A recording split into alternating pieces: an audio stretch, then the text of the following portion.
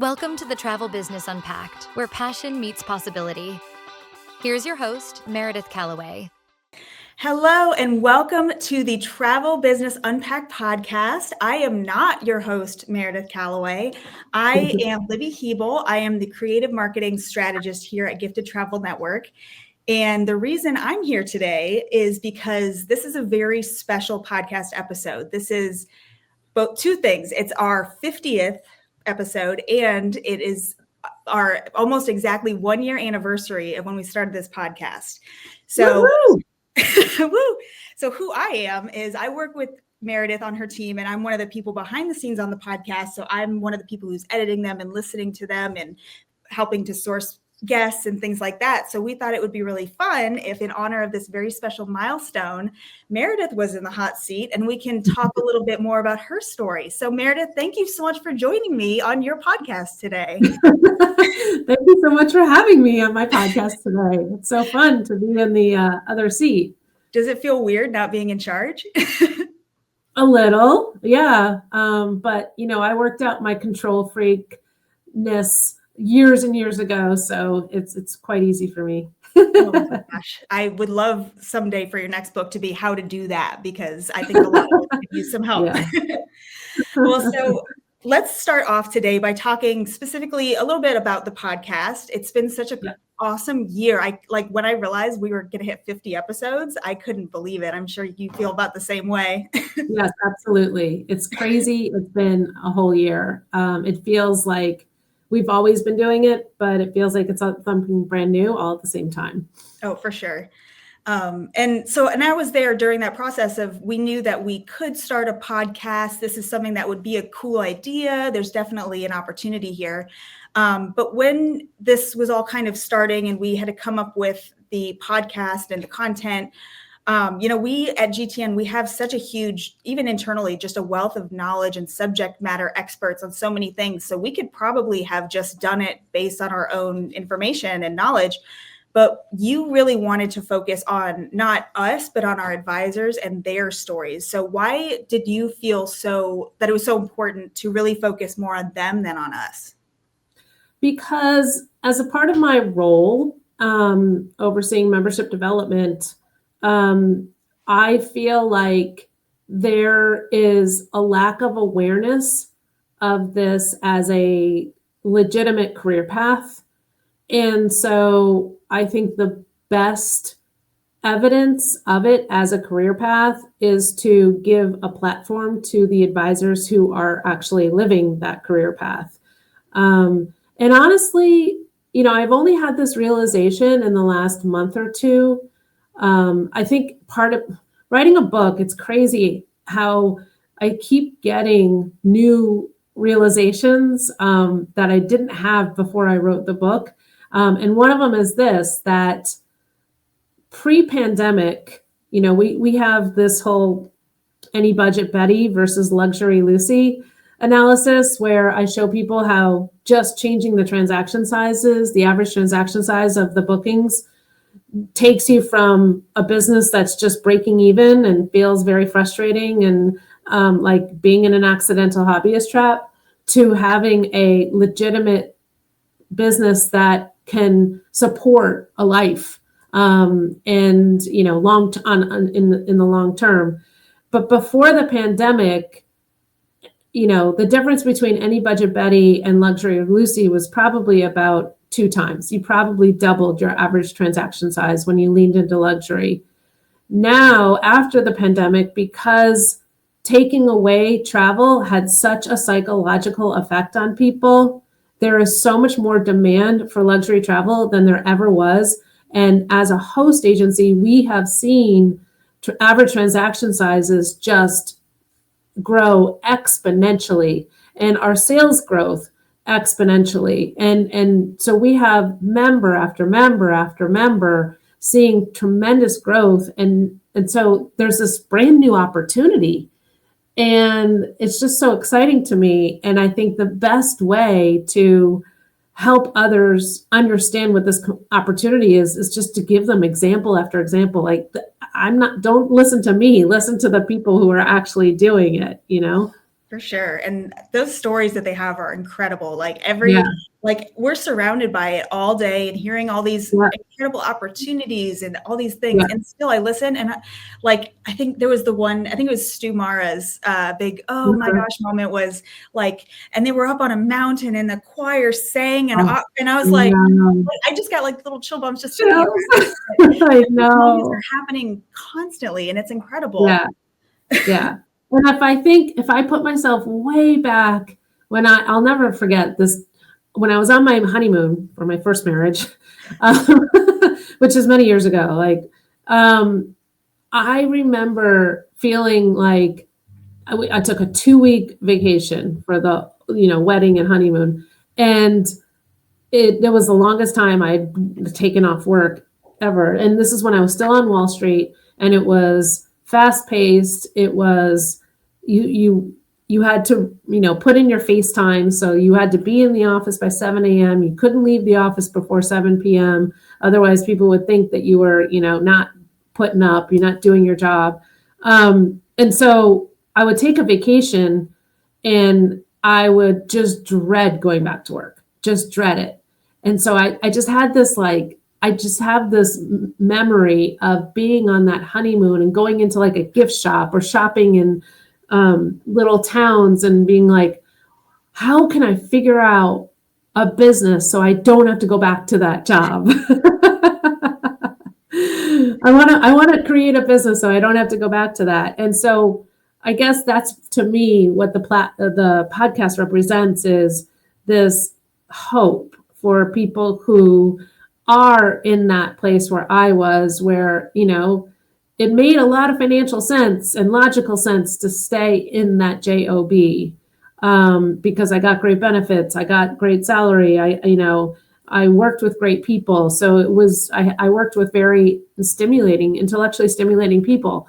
So it had real upsides. And so anybody would think I would be crazy to give that up. But when your sanity and it just sucks the life out of you day after day after day, I want people to know, if that's where they are in their career right now and you have a passion for travel, there is hope. There is a path. And I feel like I can say it all I want, but what speaks much louder is people and their stories, their actual stories. Oh, for sure. And even beyond that too, so I worked at a travel agency like right outside of college, and it was me and it was a office full of 50 to 60-year-old white women.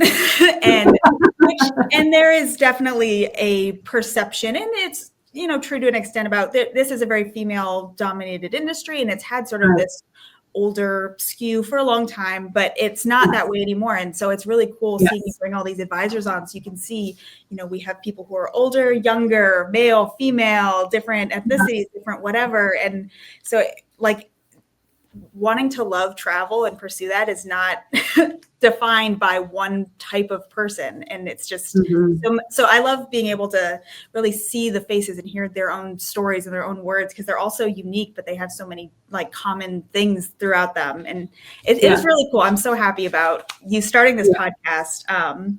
So looking back this time last year when we were about to hit go on the first episode, what was your biggest hope for what this podcast could become? So if you were saying by this time next year, I would want it to look like this, and how do you feel that we've either matched that or it's exceeded expectations or shifted? Yeah, it's a great question. I am a podcast listener myself. And so I really do enjoy finding podcasts where I look forward to the next episode. And I force myself to go out for an hour-long walk so I can listen to this podcast and just get that fix. So I was hoping for that. I was hoping that this podcast could provide that for someone or many people. And also, again, I just remember the first 6 years, even more than that, of probably all 10 years when I ran my own travel business, just so hungry for community, for a place to get answers to questions that I had, and the ability to just have this kind of conversation with people. I remember wanting to go to show after show, like different,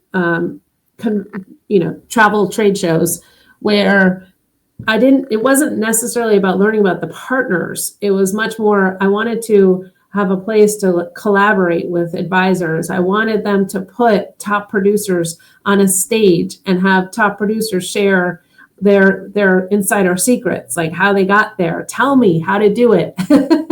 So, and that's really what I was hoping this podcast would do. And I think we're achieving that. Oh, for sure.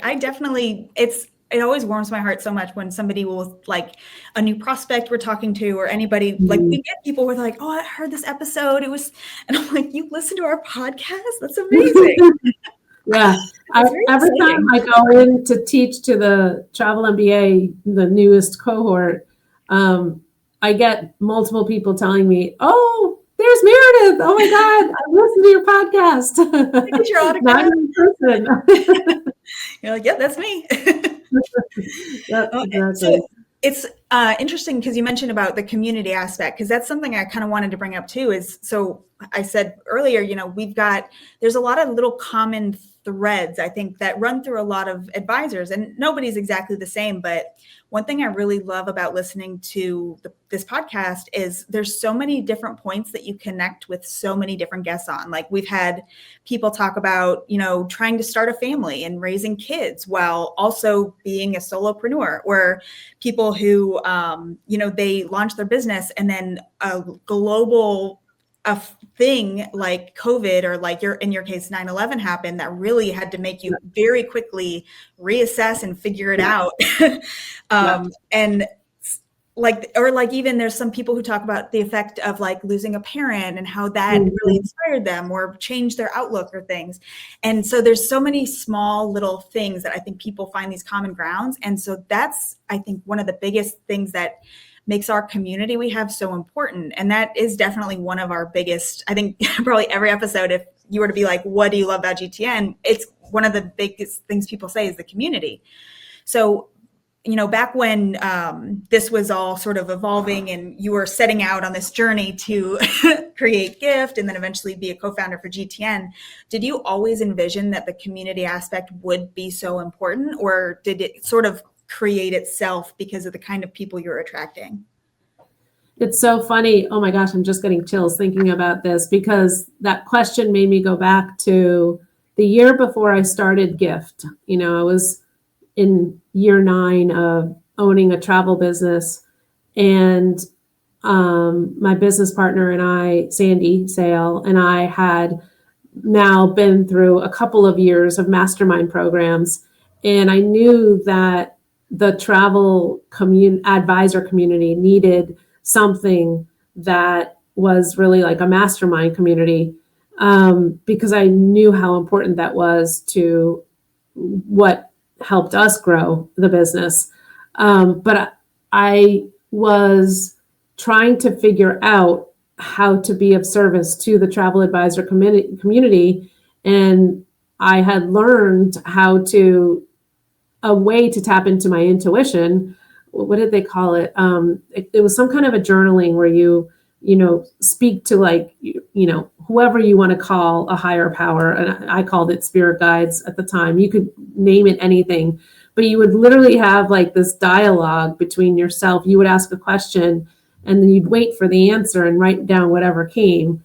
And I did that for several months before I started Gift.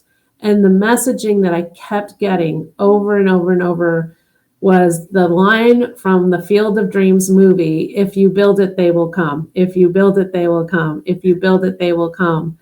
And I happened to be in, I had started a new coaching program by Cherie McConnell, who wrote the book, Smart Women Start Membership Organizations, or something like that.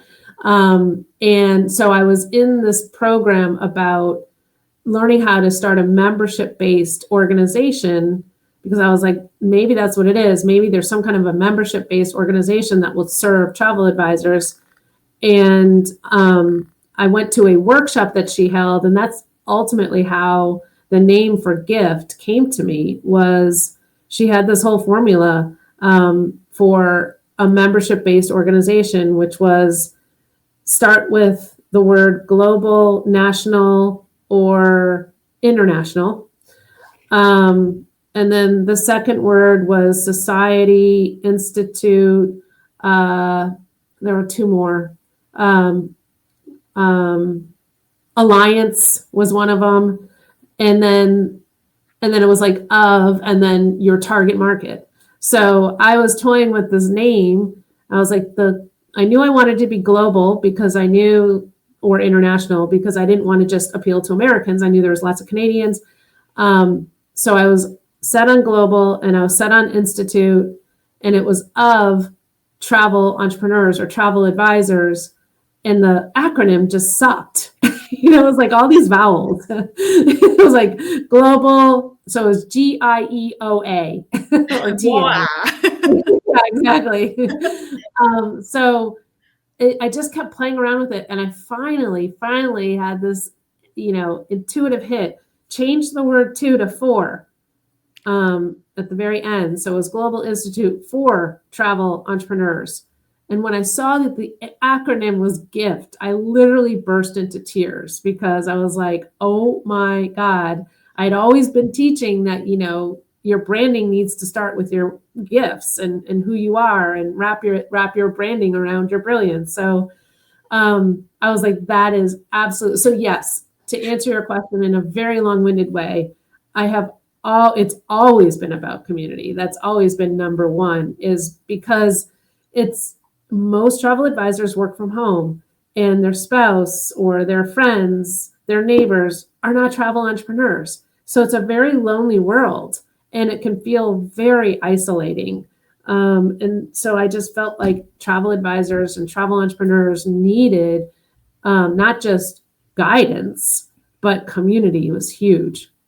For sure. And well, so on that, do you feel like in the beginning when you were coming at it with this big community focus, did you have to overcome a lot of challenges with people feeling like, well, but that's my competition? Because now where we are, we have this incredible community. And one of the biggest reasons is because we truly do have a collaboration over competition. Like, we have advisors in the same area who are getting together and like, what are you doing? How can I implement that? Because everyone truly understands that there's plenty to go around. We all have different people. We all have different networks. It's out there. It's fine. But I can only imagine, but back when you were starting all this, you probably had some people that didn't like that too much. Yeah. To be honest, the people that joined the community were so hungry for this. I was pretty much spot on. I was not the only one that was hungry for it. But I did get a lot of really skepticism from people who didn't join. So others in the network, I'm not in the network, in the travel advisor community, really just, they did not trust that what I was trying to do was help. They thought there was like a catch, and I remember one of the first things I did was Vanessa got me a speaking spot at Cruise World. I want to say that was 2013. No, I think it was 2012. It was 2012. And because we hadn't started GTN yet, and we started GTN in 2013. So anyway, so 2012, she got me a speaking spot at Cruise World because she was too busy to prepare for one. So she just gave it to me. And in my, up until then, my coaching programs that I had been in were, everybody else in my coaching program was a coach. So I had really learned very successfully how to run a coaching business model. And so if you get an opportunity to speak, you make an offer at the end of your opportunity to speak. And that's how you pay for it, right? So you don't need to get paid speaking gigs if there's something you can sell at the end. So I made an offer at the end of that speaking gig, which was like, I think for our blueprint, or maybe it was just membership, which was not a lot of money. It was like $200 a year. And I got so much criticism. Mary Pat Sullivan, to this day, it took Mary Pat Sullivan like 5 years to not think I was this like scammy person that was trying to take advantage of travel advisors. She loves me now. She's come around. But it took a while. She probably still doesn't quite trust you, but she sees the potential. She sees what we've become. And I didn't get invited back to speak. I wasn't allowed to speak again at Cruise World. Well, but how did it go though when you approached it that way with that offer? Was it successful or was it not quite there yet? I honestly don't remember. I don't remember. I might not even have offered something that cost something. It might have been literally an opt-in, so we got email addresses. But I also lie. I did get to speak at Cruise World again. In fact, there were a couple of years at the beginning of GTN where I got to be on stage with other host agency leaders just to talk about, how GTN was different from a cruise planners or a TPI, or I got to share the stage with like Michelle Fee and others. So it all worked out. It all worked out. Mary Pat. Just kidding. She's very lovely. I met her once. So, we talked about the community side of it, but another thing that we've touched on very lightly is the mindset part of it. And you are definitely the mindset guru of GTN. And I've said this to you several times before, that when I started here, I didn't really get it. Because all I had ever really heard about mindset, to me, it was like, let's make a vision board and let's dream our big dreams. And it never really seemed to be any action behind it. It was just like, if I want it hard enough, then it'll happen. Yeah. And I would just roll my eyes and be like, okay, well, I'm going to go do things to make it happen because that's the world. And then I started working at GTN and I was like, dang, you just like because the way you explain things and the way you talk about it and the way you specifically are connecting it with the business side of it. It's not just, let me visualize what I want. It's like, okay, well, I know what I want and I know that I need to put some prowess or some responsibility on myself, but also I need to make sure I'm not gunking myself down with activity or whatever. And I just remember being like, I'm going to write that down. There was times I was like, that was so good. I need to write that down. And, my friends started being like, okay, we get it. You're mindful now. I'm like, no, I'm getting there. But so all that to say, drank the Kool-Aid. So community we talked about was something from the start. But when you were on your journey, even before starting Gift, of just sort of trying to find more resources and learn in these coaching programs, did you always know how important mindset was as it pertained to entrepreneurship? Or is that something you kind of found along the way? It's definitely something I discovered along the way. I was clueless to mindset when I first started, the travel business itself. And I was very head-based. I was all in my head. I was convinced, I was searching for that silver bullet. I was convinced that if I could just figure out client attraction, that would be the solution to all my problems. I just, absolutely knew that we had a great service and that there was a demand for the service. I just had to figure out how to attract the right kind of clients. And it's funny, the first coach that I invested in a mastermind program with, she was hosting a workshop and she called it the Client Attraction Workshop. And it was expensive and it required traveling to Miami or Fort Lauderdale. And so I was like, and we were in this place where we were like, oh my God, we've not been making money for 5 years. I knew if I brought it to Sandy, she'd be like, that's the last thing we need to do right now. But then this, coach decided to offer a BOGO, basically buy one, get one free ticket to the workshop. And when she did that, I was like, oh my God, I could bring Sandy and we can both learn about client attraction. And so we both went to this client attraction workshop for 3 days in Fort Lauderdale. And we returned laughing hysterically because it wasn't really a client attraction workshop. It was a mindset workshop. And so she taught me a theory that I still really, really believe is you have to give people what they want And then once you give them what they want, you give them what they need. And basically what I wanted at the time was that silver bullet. I wanted to figure out client attraction. I wanted the answer. I wanted to master it. I wanted to know how to do it right. And I wanted to attract a lot more clients and a lot more luxury clients. But what I really needed was a mindset shift and to understand how important mindset is to success. And I brought with me into my entrepreneurial journey a mindset, an employee mindset, but also a scarcity mindset. And both of those needed a lot of rewiring. And it's not something that happens overnight, but that was really the opening for me was that workshop and opening my eyes to shifting your perspective, looking at things in different ways and understanding how manifestation actually works. Do you feel like you just didn't know about mindset, or were you kind of like me where you're like, I hear you, but I don't get it?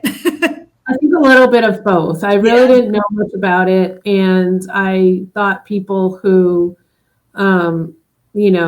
were very woo-woo were just kind of, I've always been a pie in the sky thinker, and I've been surrounded by people all my life that are very practical and logical. And so I've learned from a very young age to try and kind of like dial that part of me down.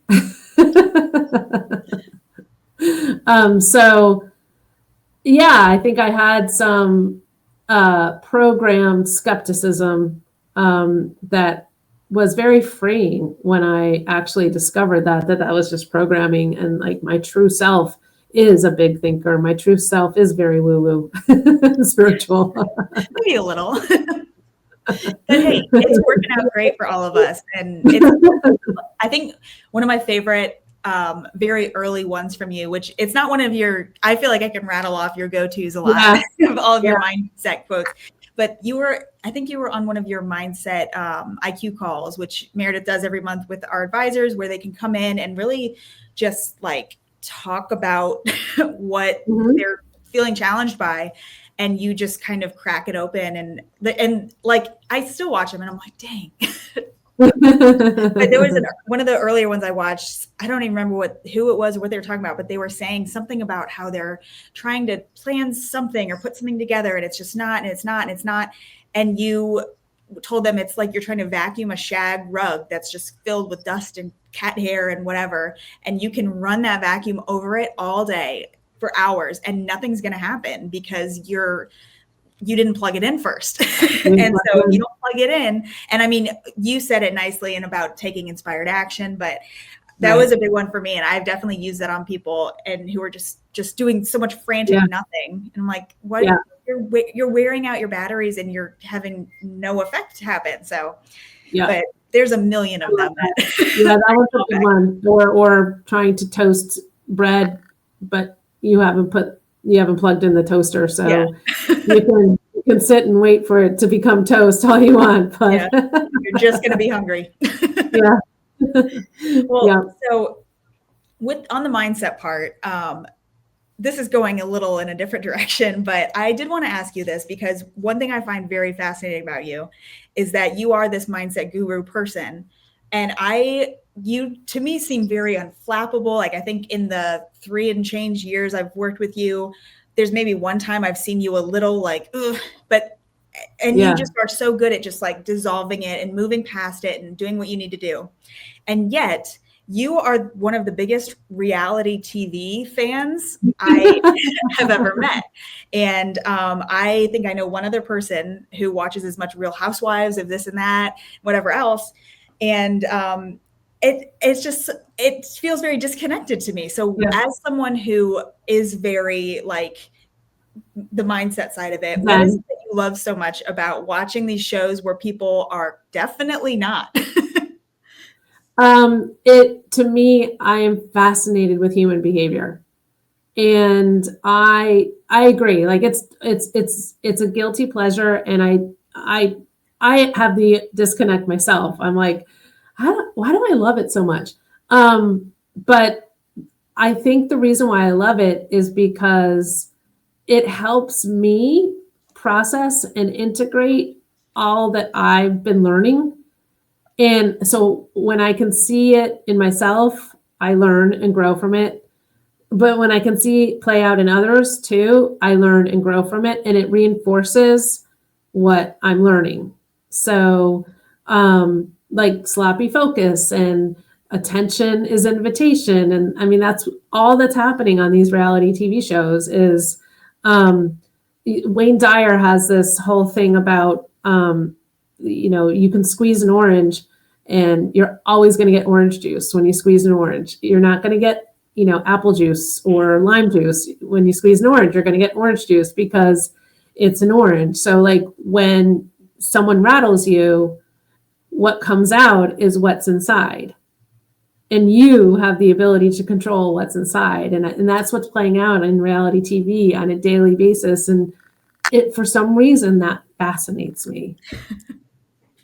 Well, so then I have this question, and full disclosure, I had to go ask our other reality TV guru in the office, shout out to Ed Kessler, because I don't really watch any of that stuff. But so on the season 1 finale of The Real Housewives of New Jersey, Teresa famously flipped a table because she was frustrated with somebody else and they were yelling. Yes. So obviously, I'm sure you watched it with delight at how nutso these people are. But if this was a situation, obviously not that intense, but in your real life with real people, what advice would you give to try to de-escalate the situation? And do you think it's possible? I mean, so there's in the moment things that you can do, and then there's outside the moment things that you can do. And in the moment, it's in the moment in that situation, it's like she's kind of already fallen out of the airplane with no parachute. So she's just got to crash and burn. And so sometimes you just have to let people crash and burn.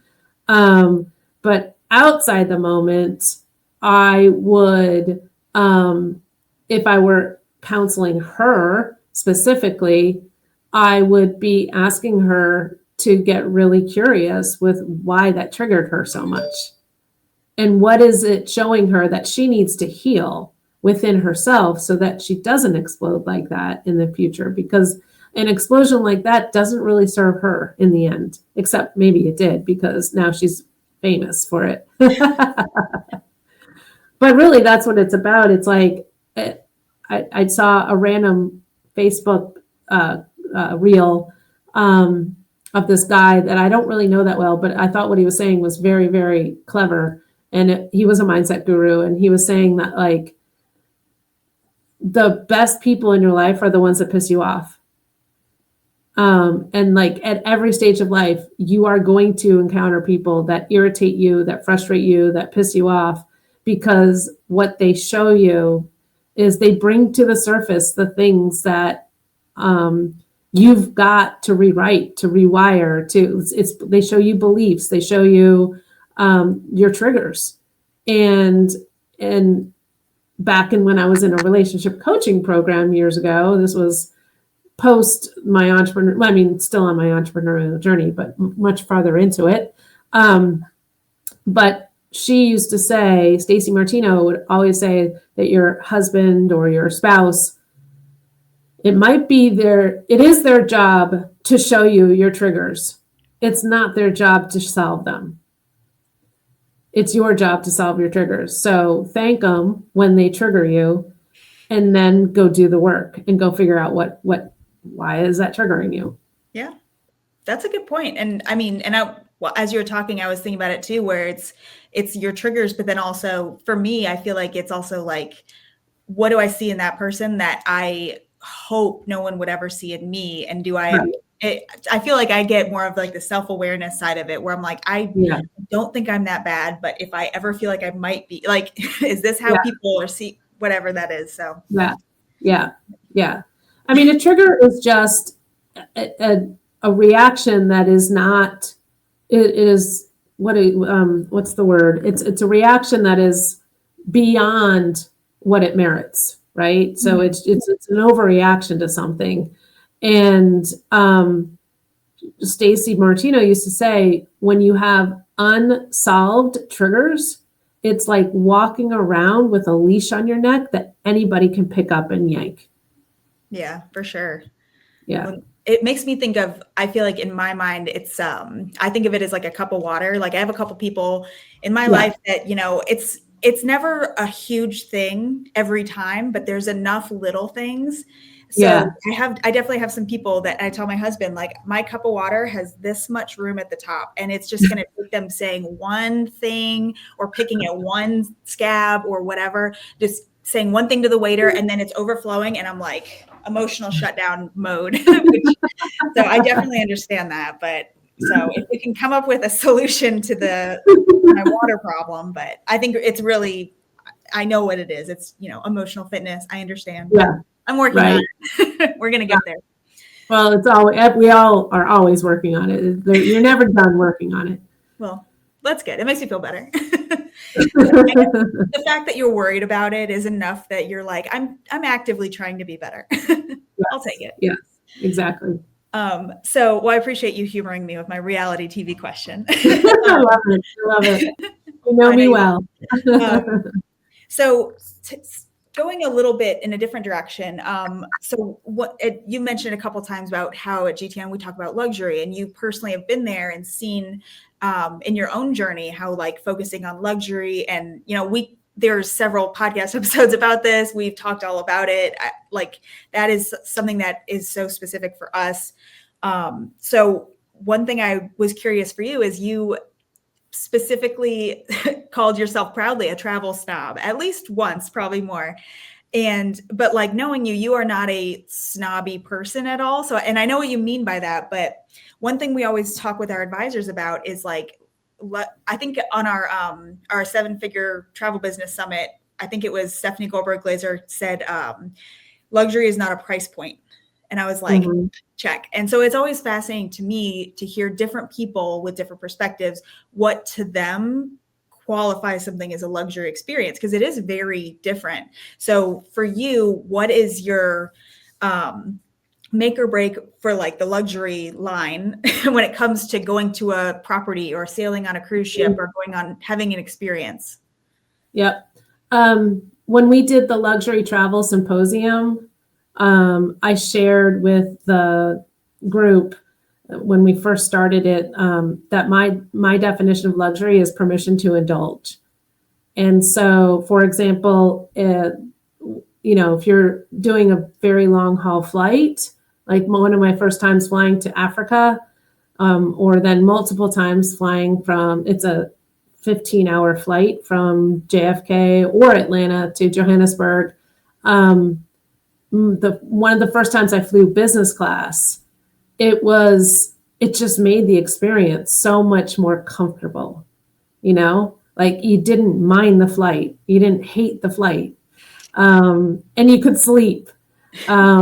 So for me, that's what luxury is it's giving yourself permission to indulge, when you don't necessarily do that in everyday life.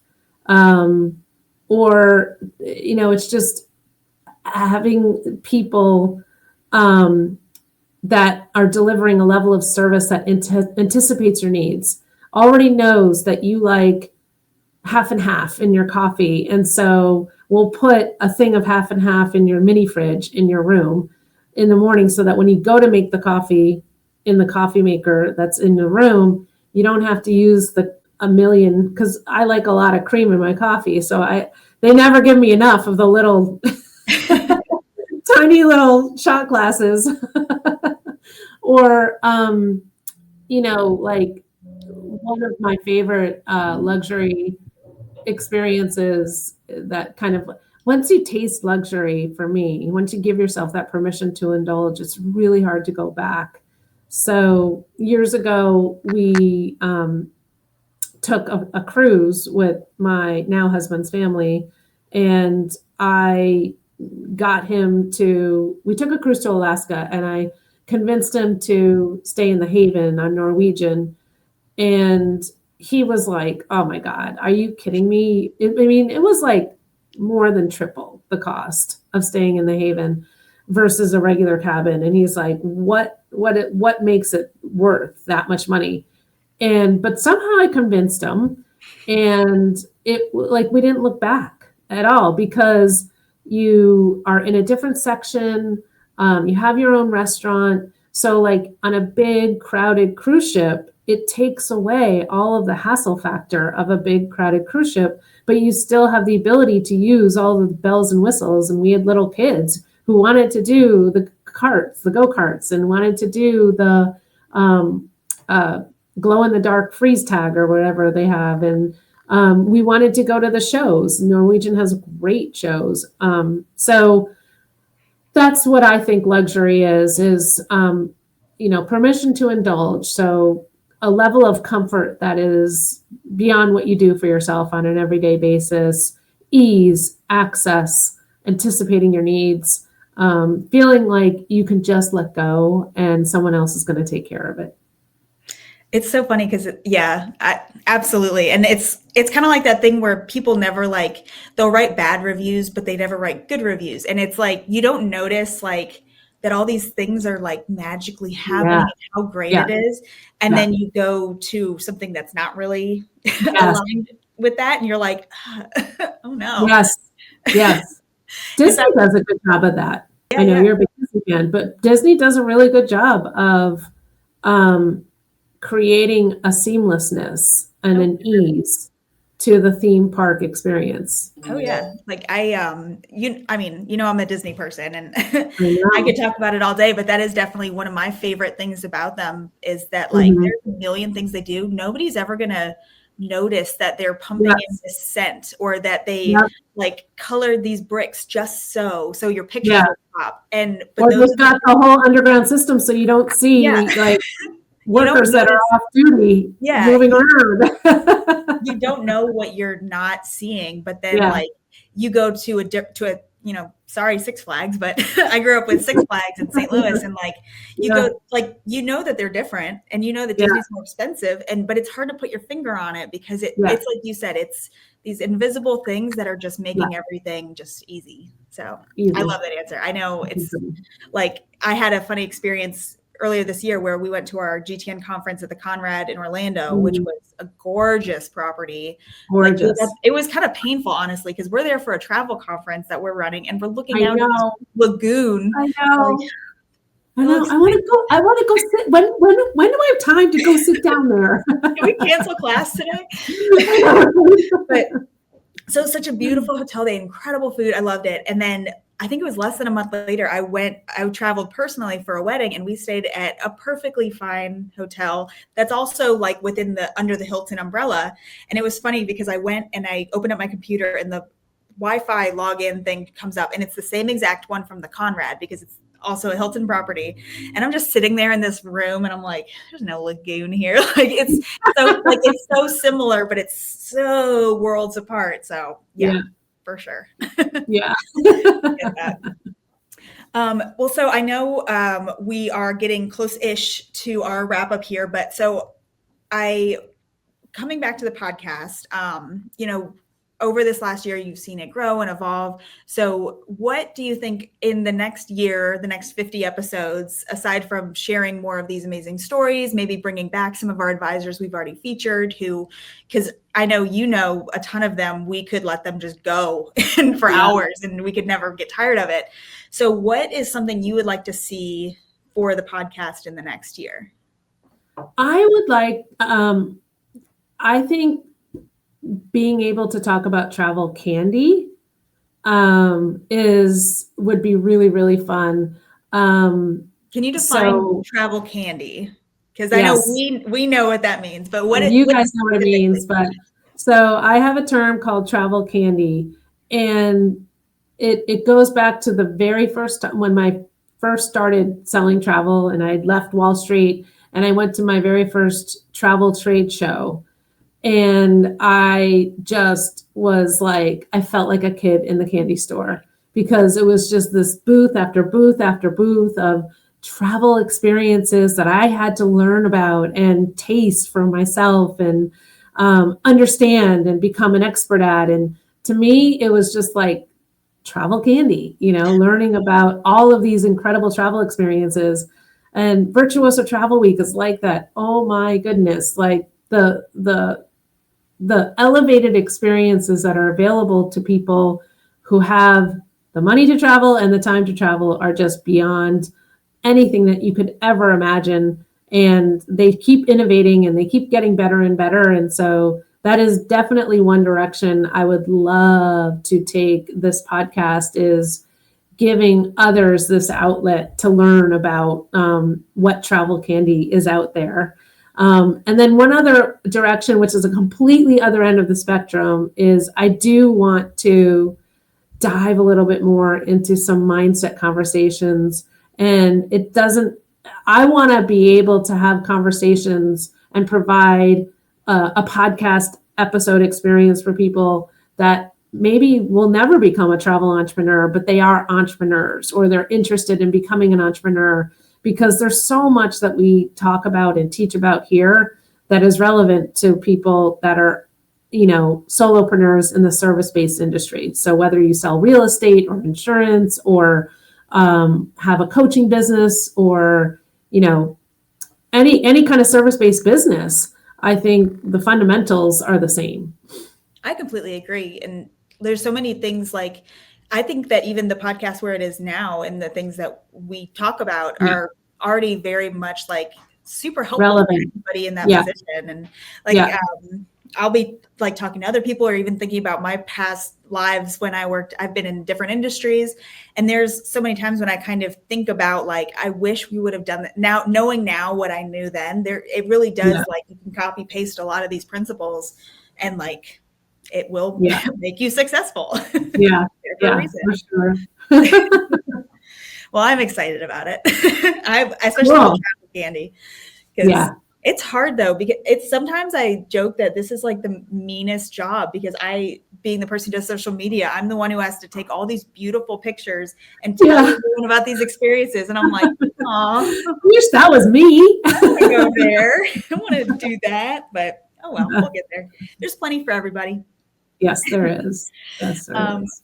Well, so we're going to wrap it up here in a moment, but I did want to ask you, because if you listen to the podcast, Meredith always loves to end by asking her guests what has been their biggest, like, oh my gosh, I can't believe this is my life, pinch me moment.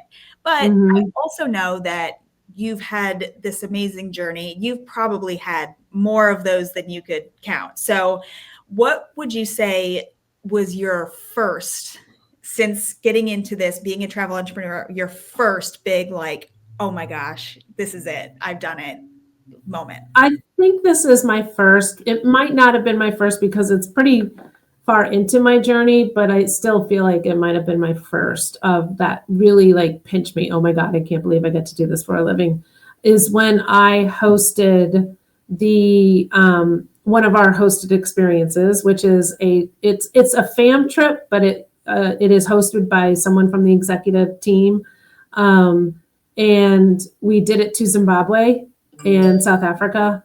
And Sandy was the one who put the whole trip together, and she was on it too. And it was just, I have such a love for Zimbabwe. I married a Zimbabwean. My kids their father is Zimbabwean, and all of their, that side of his family is from Zimbabwe. So I have a deep, deep love for Zimbabwe itself, and being able to share that with other people and seeing the light in their eyes and, like, the love develop for a place and the people of the place and the animals of the place was just really incredible. And, like, that was part of my job, was doing that. So.